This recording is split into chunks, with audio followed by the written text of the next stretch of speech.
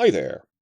We just found out who the costume designers are going to be on the Game of Thrones prequel TV series, House of the Dragon.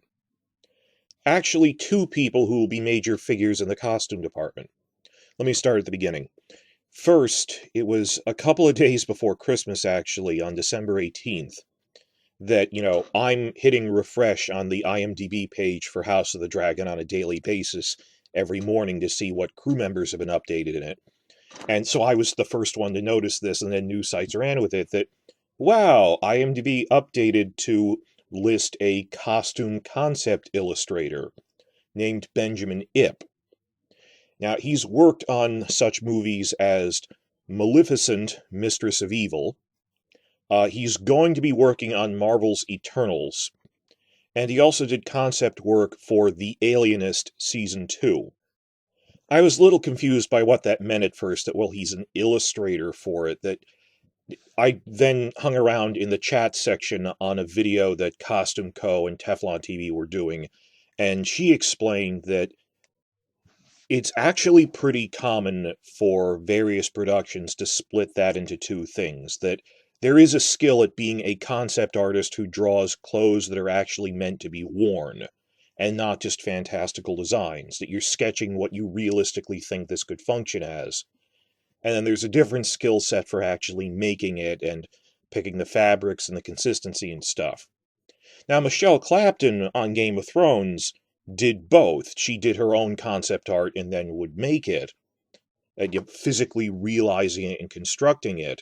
But some people do both. I mean, drawing a really intricate costume is one thing. Making something that actually fits well is another, making it in reality, where the pieces stay where they're supposed to be, where it doesn't just look pretty, but you can move in it. I mean, I remember from the Blu-ray commentary for Season 8, they admitted, and this is after Clapton left on a day-to-day basis, that Cersei's armored costumes got so intricate that she could not raise her arms above shoulder level. Like when she's stroking Euron's face when they've captured Missandei, in the commentary they go, she couldn't move in that thing. Just stare out a window with a brooding face. But it's common for the concept art to be split off from the actual construction, be it construction of the costume, or like how, think of the concept art with Deborah Riley, the production designer. You can have concept art of a building, doesn't necessarily mean you're also an architect. Riley would do some of her own concept art, but there were also people who were just dedicated concept artists, that their thing was doing that. And I liked how Costume Co. explained it in terms of, the author of something isn't always good at translating their mental image of something into a description or a photo that other people can see, the mental image in my head. I'm thinking the example of, because it just came out, because it's January, the 2021 A Song of Ice and Fire calendar, which has all this new official book art that major professional artists will sit down with George R.R. Martin and he'll describe to them back and forth, this is closer to the mental image in my head of what Cersei looks like in that scene, which he's making Sansa write a letter. No, that's not really what it looks like. And that he'll point to one and go, this is the closest version to what the Iron Throne looks like in my head. That being a concept artist in the sense of, well, I'm focusing on costuming and clothes more than buildings, that is a relatively common thing to have it split in two like that. So Benjamin Ip doesn't make costumes so much as they split it, so it's no longer a one-for-one thing, where this is the new Michelle Clapton. There isn't a new Michelle Clapton. There's one person who's going to be doing most of the concept art, which, if you think about it, has a bigger impact on what things will look like. Because the other person's just physically realizing the broad strokes of what they already set out in the concept. Now, the first person was Benjamin Ip, who's the second person.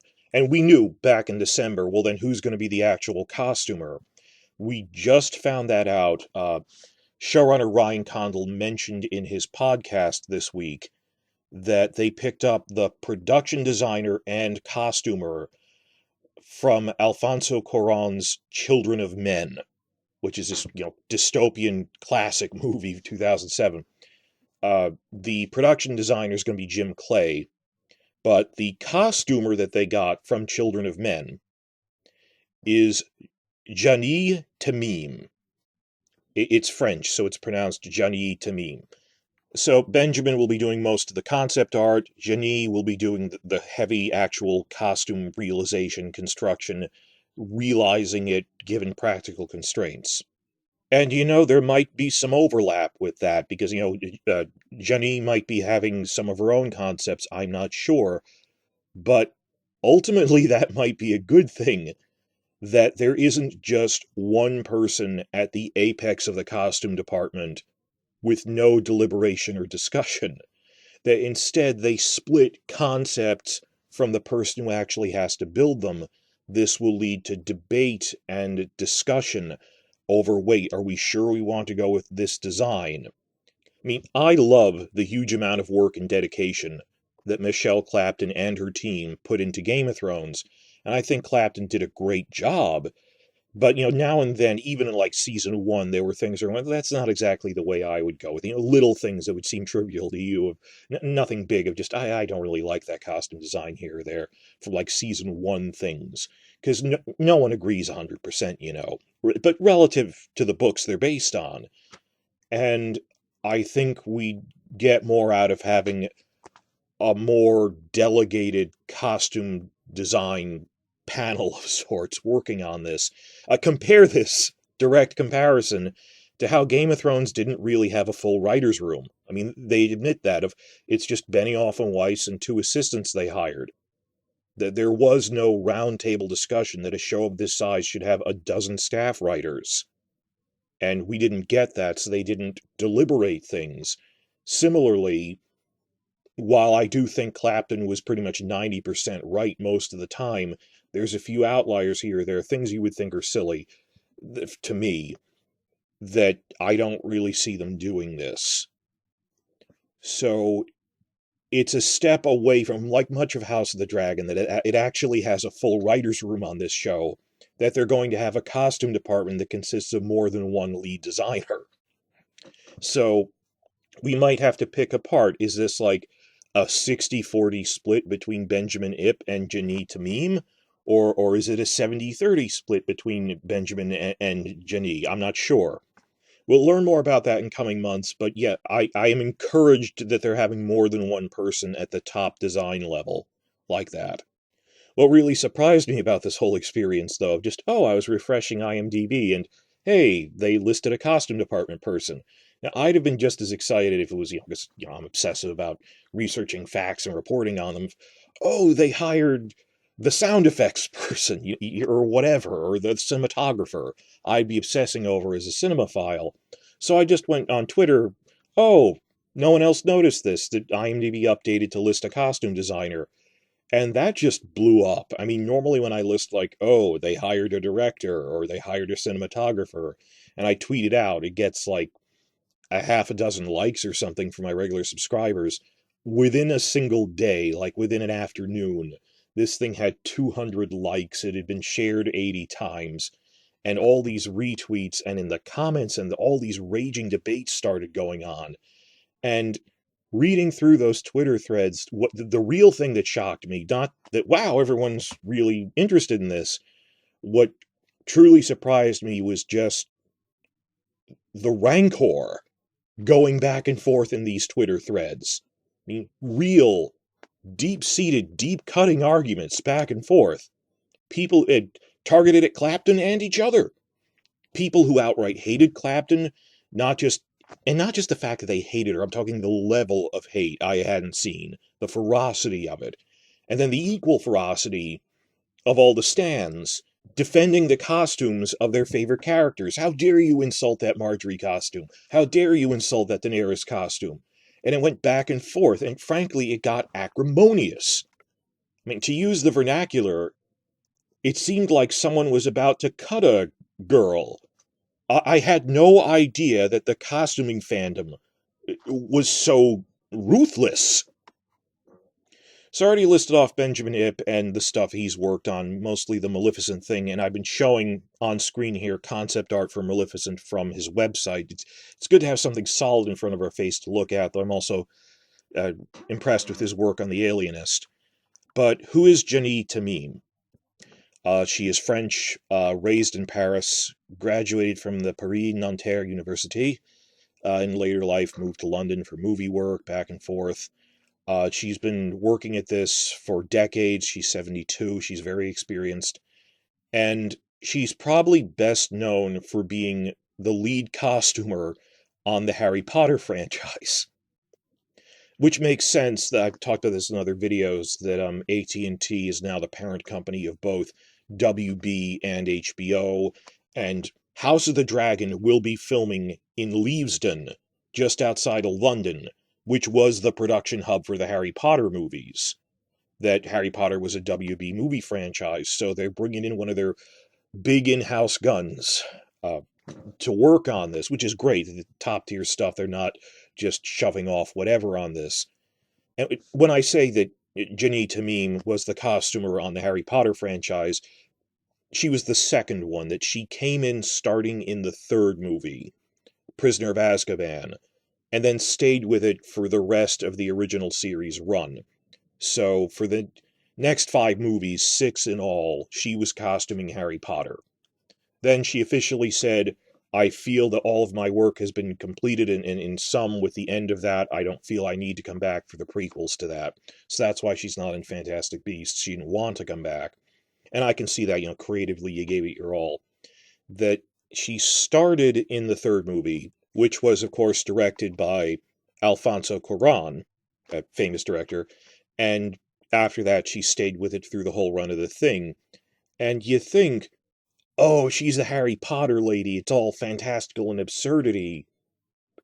Actually think on what you're saying with that, and from looking up her comments on it, when she came into the third movie, it was a real paradigm shift.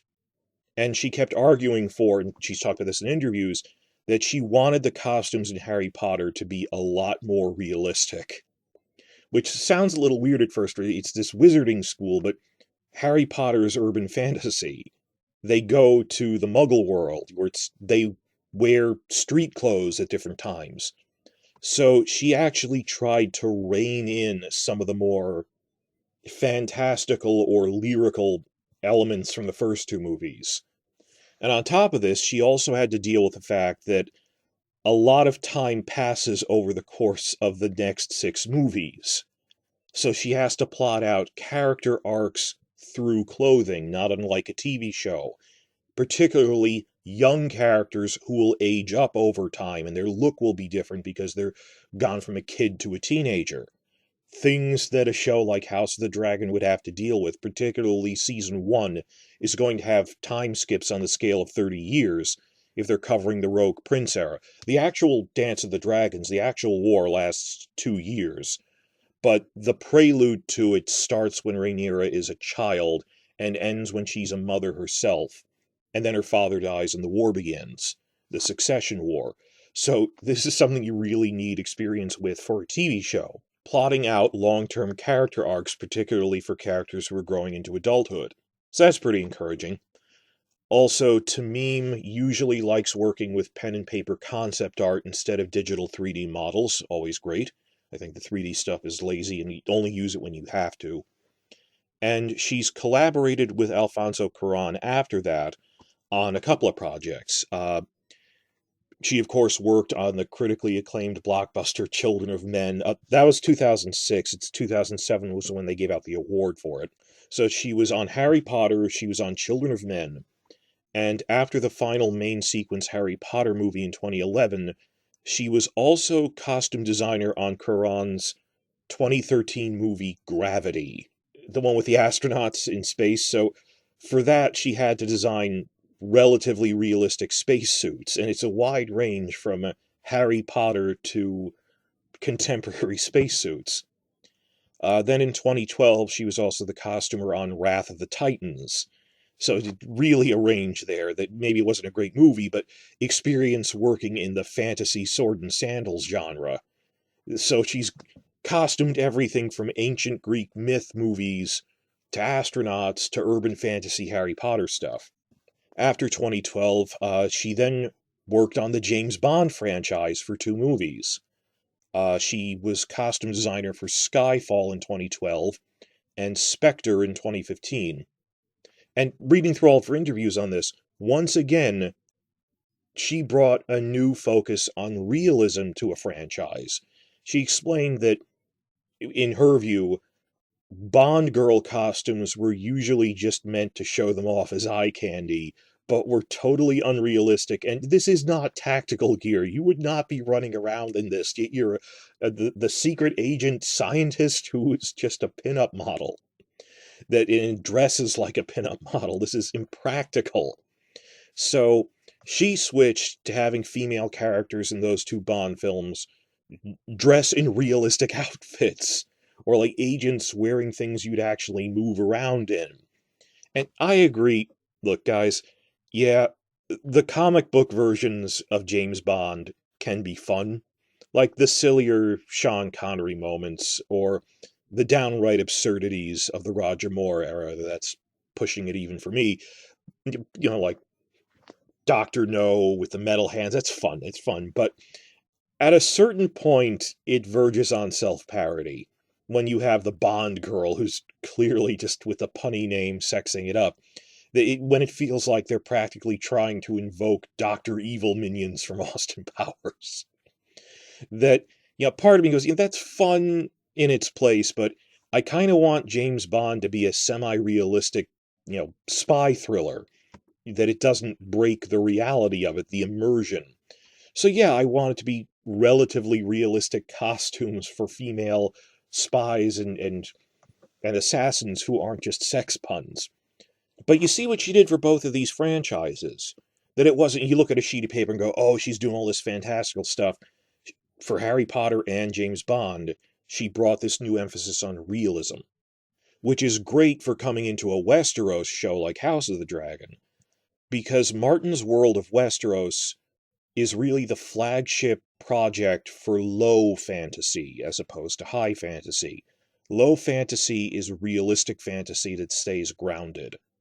And even Harry Potter, well, it's a debate of how realistic should an urban fantasy be.